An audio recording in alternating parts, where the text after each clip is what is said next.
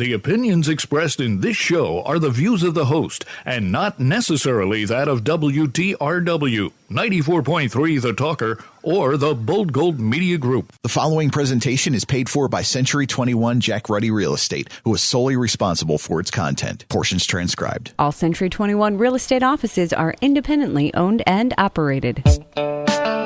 This is the Real Estate Roundtable with Century 21 Jack Ruddy Real Estate. Good morning. I'm Jackie Ruddy, broker, and with my husband, fellow realtor, Pat Devaney. Morning, Jackie. Happy New Year. Happy New Year. How are you doing? What are your New Year's resolutions? Oh, I don't know, to go somewhere warm near the ocean. Okay. And spend some time. What else? With you. Drag you away from all of this. Okay. All right. Well, I would like to go away during these months. I'll take you. Yeah, but I can't. So forget about that. We have with us... you want to go? Come on, let's go down to Florida. Yeah. Go to Florida. Second week in a row, John Rhodes, supervisor with Stag Tree Service. Thank you for coming back and being with us again. Appreciate it. Thank you. We're here every Saturday at 11 a.m., Sunday at 11:30 a.m. We discuss real estate. We have an exceptional real estate office with many relentless realtors who've been guiding, assisting, and advising clients in real estate matters for over 50 years. During the week, feel free to email us with any questions you have at questions@jruddy.com. That's questions@jruddy.com, or you can give us a call at 570-344-6724. And when you go to jruddy.com, click on the webcam tab. It's January, and you can see the beautiful snow on the ground at Dunmore Corners. Look at the road conditions. Yep. That's what I like to do, right? Yep. View our listings, search the MLS listings, and listen to archive radio shows by going to mobile-friendly jruddy.com, where we also have all our podcast apps that we feature the radio show on.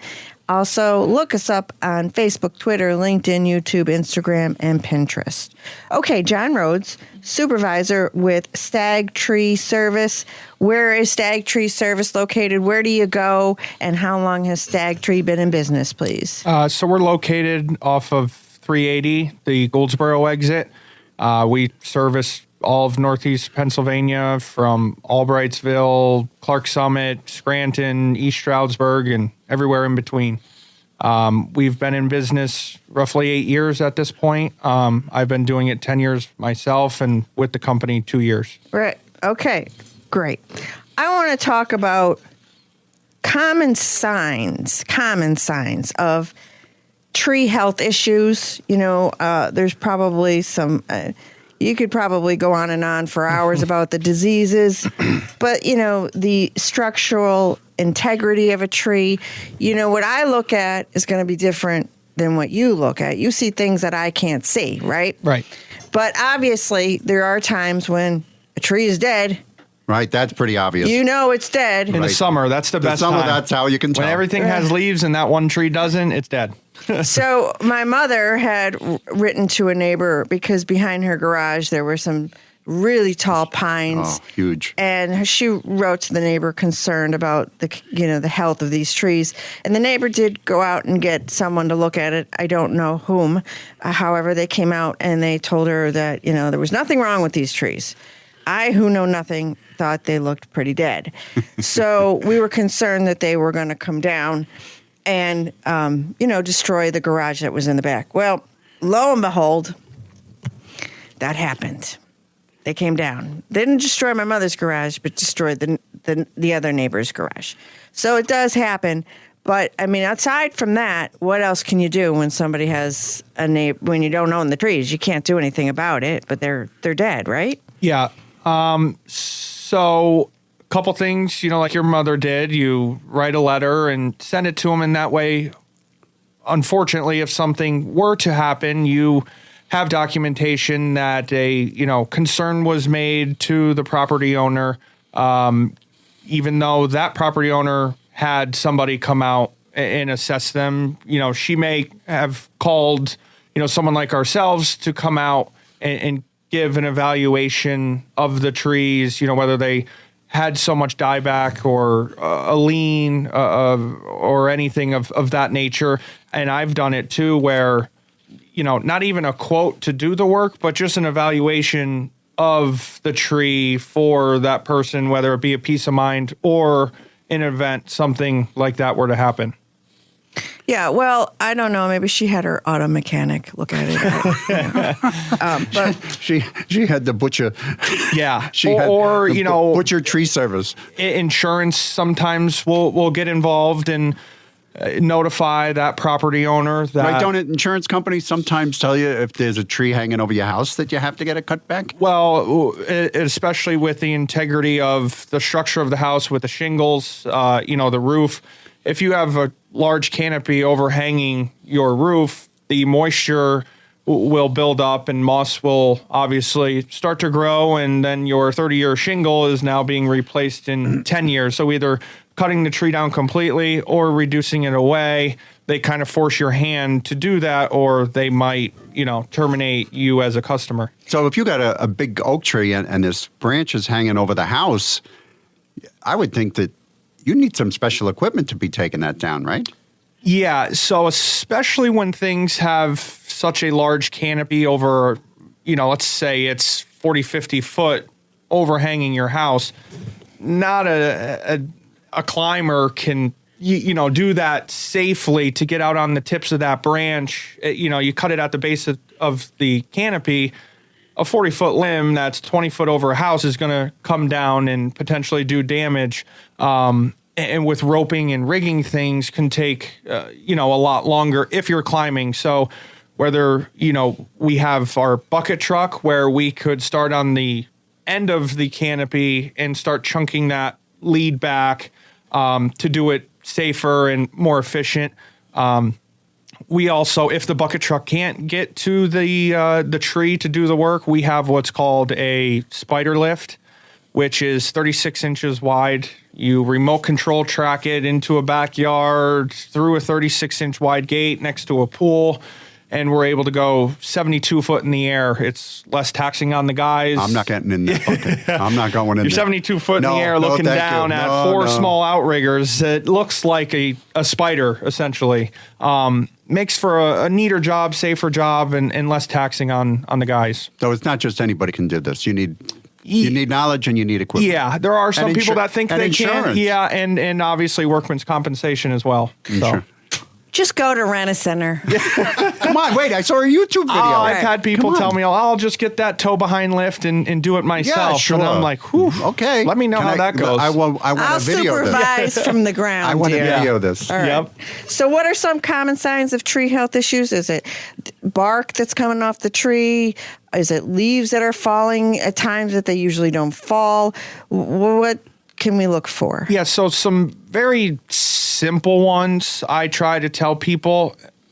For instance, this time of year, most trees don't have leaves on them at this point. So they'll say, well, John, how do you know if a tree is dead or alive if it's not summertime and everything else has leaves and that tree doesn't? So when you look at a tree, and especially if you could compare two trees that are, you have two maples in your front yard, that's generally also a very easy way for somebody who isn't, doesn't have that education and is just a day-to-day homeowner to, comes out and looks. So the branch structures of these trees, obviously grow out and they have small endings to them. So when the endings of these branch structures are non-existent at that point, being that they're the weakest point of the tree naturally, and you're down to just wood, or a larger lead of a tree, you could then say, okay, that branch or that portion of the tree is dead. And like I said, comparing a tree to say, okay, well, that tree has a lot more dead branches or dead wood than my other tree. If more than a third of it's dead, then maybe look at taking it down. If not, then you could simply deadwood it to remove those hazards from, falling and hurting someone. So proper pruning and trimming can actually, over the years... Yes. Help alleviate some of that stuff. A lot of especially when you have larger trees with larger canopies in the summertime, a lot of the inside of the tree doesn't get the sunlight it needs like the outside does. So that's when you'll start to see a lot of that dieback on some of those inner canopy things. So you'll want to go through and obviously maintain and get those out of there to create proper airflow and to eliminate the hazard of that stuff falling down when mowing the grass or stuff like that. So how do you help a tree? How do you plant a tree and just call it a day, or can putting mulch around it, does that help or hurt the tree? So each, not to be a vague answer, but each tree species requires different things. That's the answer that the loan officer gives us. Or an attorney. Well, Or the attorney. Are you an attorney or a tree guy? It depends. It depends. It does. Okay, that could be a long-winded question. So even as far as tree placement, so to speak, if you have... where do you place where do I the put tree? the tree? I know I got an apple tree. I got to put it out in the These are sunlight. great questions that I want to ask you. Where do you place a tree? What type of tree should we... I mean, obviously, we're not going to plant cactus. Right. Right. So... Well, you can. Well, you can, Yeah. but we Yeah, shouldn't. we plant Not a in lot of Northeast PA. But what are the best types of trees in Northeast PA to plant? So I couldn't tell you how many... Arbor Day trees we've cut down. Right. The biggest thing is before you go and spend hundreds of dollars is, okay, I like a blue spruce. Well, how large does this blue spruce get? And if it does get substantially large, you don't want to put that right in front of your bay window or next to your garage or next to your pool, because the next thing you know, over the next 20, 30 years, it's 50, 60 feet tall. And you're cutting it down. Another unique thing, and people don't think about it, is certain trees, based on how tall they grow, they'll plant them right underneath the power lines. So then the utility comes in, and their motto, and I've worked through, several utility outfits, is clearance, not appearance. So their job is to... I've seen that. Gain the clearance for the utility wire and not always make the proper pruning practices as a residential tree service like ourselves would do. So the biggest thing is tree placement. Each tree, a dogwood versus a silver maple, where silver maple could consume your whole entire yard. A dogwood is more of an ornamental, which doesn't grow nearly as large. So the What about fruit trees? Like apple trees, stuff like that. Those are good in certain situations. They also need, once again, proper sunlight. Yeah, they need a lot of sunlight. I know. So if you have a really dense backyard and you want to go in and plant these fruit trees, probably, not going to see the best result. A lot of things will grow naturally towards the sun. So if you have a large wood line and plant an apple tree, 20 feet away from it, it's not going to grow on the wood line side. It's only going to thrive on the open sun side. So that's the thing too. I want to grow some apple trees and, harvest the fruit, and years go by and you don't harvest anything, or the deer have gotten what little has grown on it. So, and then also proper pruning of that tree at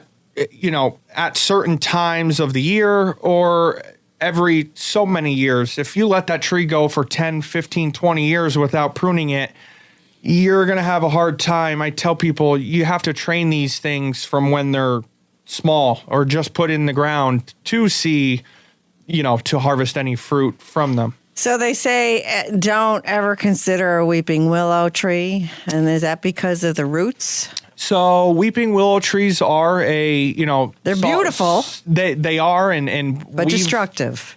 Well, they love water. So sometimes if you're having a water issue, you will get people coming in saying, hey, a willow tree could help soak some of that up. But I've also, in the same breath, have had willow trees in saturated areas where they just snap out, uproot. They are very brittle. I mean, you could go up to an end of one of those and with your hands snap a branch or a twig from that. So, and I've had small ornamental willows that are small, and people have pruned them over time to train them.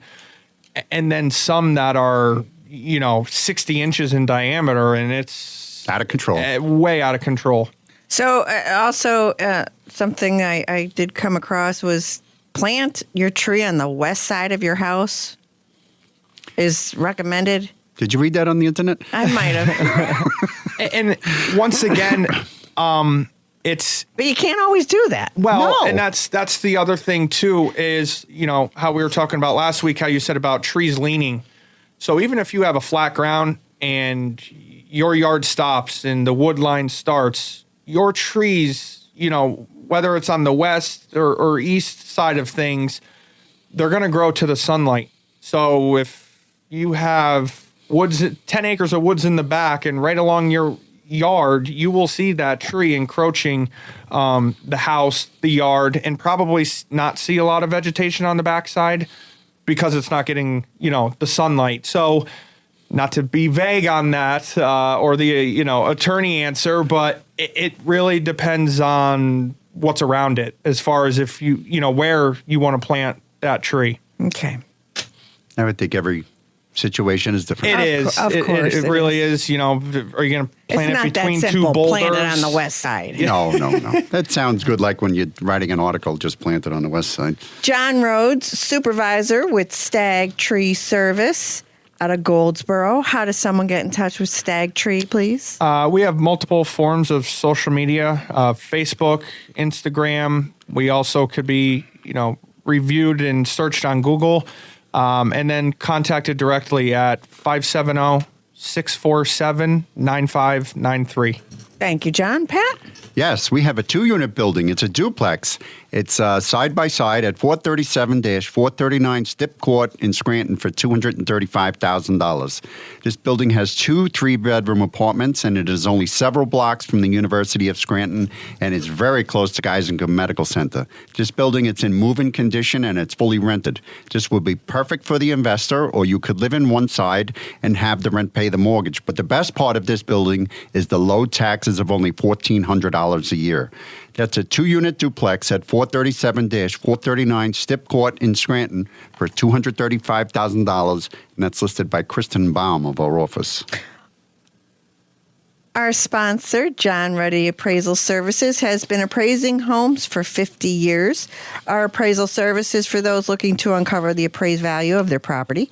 Divorce, estate, inheritance, mortgage, refinance, you name it, we do it. Look no further than Jack Ruddy Appraisal Services, your trusted appraisal company.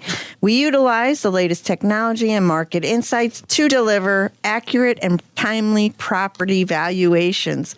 Whether you're buying, selling, or just curious, Jack Ruddy Appraisal Services is your key to informed decisions. I like the way you use key in there. It's the key to your informed decision. Contact us today at 570-344-6724 for a professional appraisal experience. Jack Ruddy Appraisal Services, where your property's worth is our top priority. We will return in just a few moments with more Real Estate Roundtable with Century 21 Jack Ruddy Real Estate on 94.3 The Talker. Are you ready to make your next move in the world of real estate?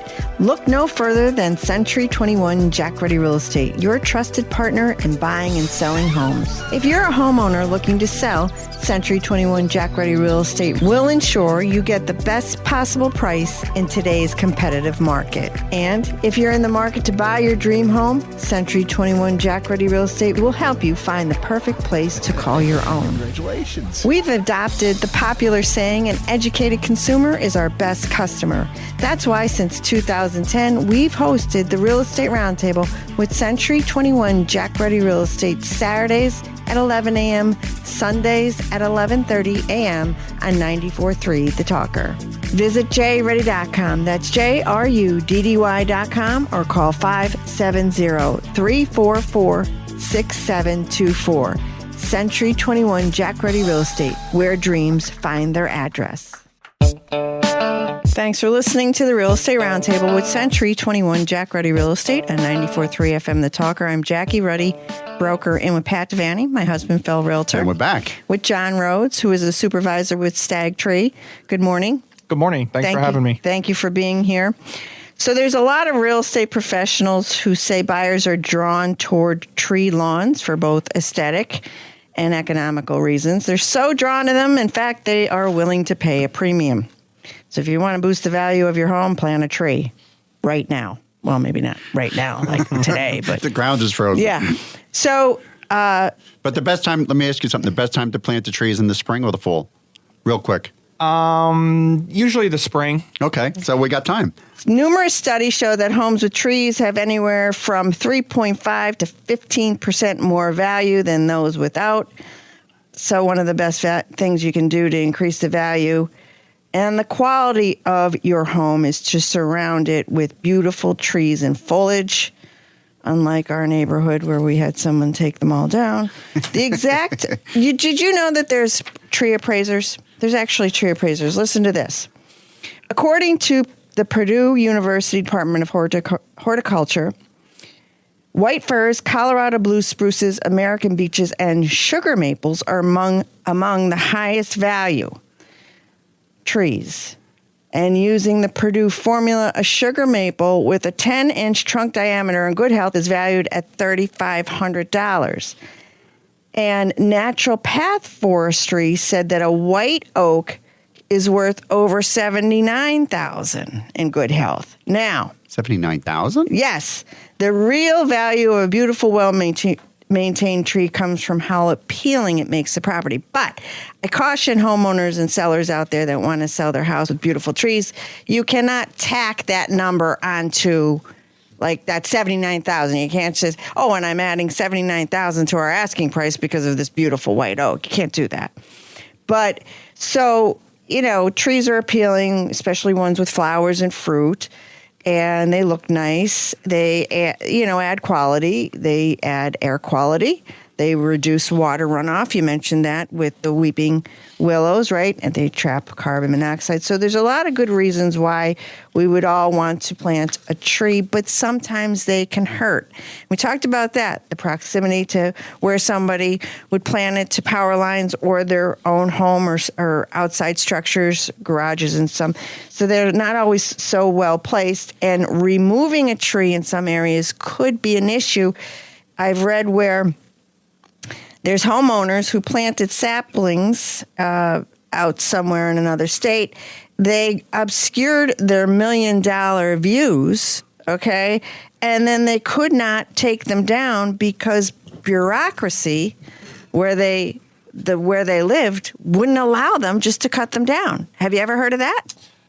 Yeah, certain towns or actually there's some places that have shade tree committees where if you cut a tree down within a certain right-of-way between curb or sidewalk, you actually are then forced to replace the tree. Sometimes they'll just tell you you can't cut it down at all, and they have that jurisdiction. So if you cut a shade tree down, and if you live in a shade tree committee, you could be forced to replant, with a different species or a species of their list. Sometimes they'll provide you with a list of stuff, or they might tell you you're not touching them, can't cut them down at all. So I got to get Ninja Tree Service to in and out overnight. In and out. Well, you mentioned the Arbor Day trees. I can't tell you how many houses I have sold where they planted the Arbor Day trees, and they are just magnificent. Yeah. They're huge. And I remember bringing those home and planting them, and I think we have a couple in our backyard too. But it would one particular place, every Arbor Day tree, they lined their whole yard, and they just grew in, and you couldn't see the people behind them. Like a wall. Yeah, it was like a wall. So also, is it wise to choose a native tree, like for our area? Usually, I mean, if and websites will also help you with this in the research. There's trees that grow better in Florida or California, like you said, getting a cactus or a palm tree and trying to plant it in Northeast Pennsylvania. Not going to work. Probably not going to work. I know for myself specifically, I did some landscaping at my home, and I chose a dogwood. They get their flowers in the spring, like you were saying. They look great. I wish they kept them all year round. You get one windstorm or rainstorm, and they're gone. Mm-hmm. So planting something native is definitely a good idea, based on what region you live in. And there's websites, if you punch in a specific tree, it'll say, hey, you're good. This will do well in your area with high moisture or, rain, and then also temperatures as well. I have read and heard about the ash trees and these little beetles that have been invading us from, where'd they come from?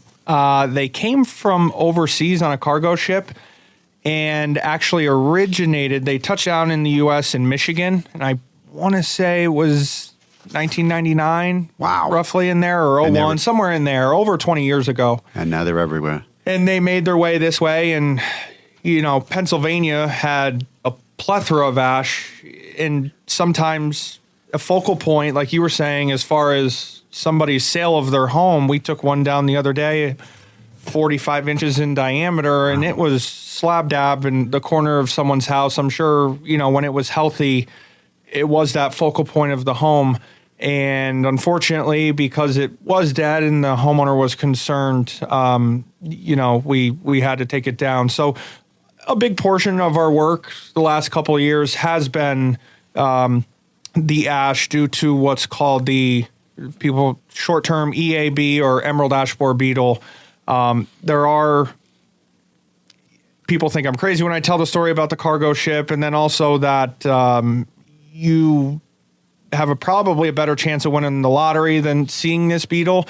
The only way you see it is the signs of what it does to the tree as it basically decays and kills it. So signs of your ash having the emerald ash borer beetle at this point, I would say, majority of them had it, or shortly will. There will be small exit wounds at the base of the tree, anywhere from eye level, base, chest height. And they're actually D-shaped holes. And that's the beetle working its way down the tree, exiting, and then heading to the next tree, to the next one.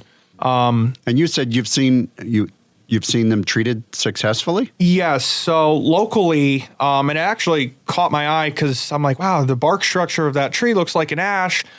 And it's fully leafed out, but I haven't seen an ash that looks this well in 8 years. And so I went to the customer and I said, have you had these treated? And she said, when, this widespread emerald ash borer beetle came out, we researched on getting them treated and have been getting them treated ever since. And they look, perfectly healthy. I've had other people who have treated them, and you could see that they're starting to slowly go. If it's within budget and you love the tree that much, at this point, I would say it's probably too late in the game to start, doing any treatment of that sort.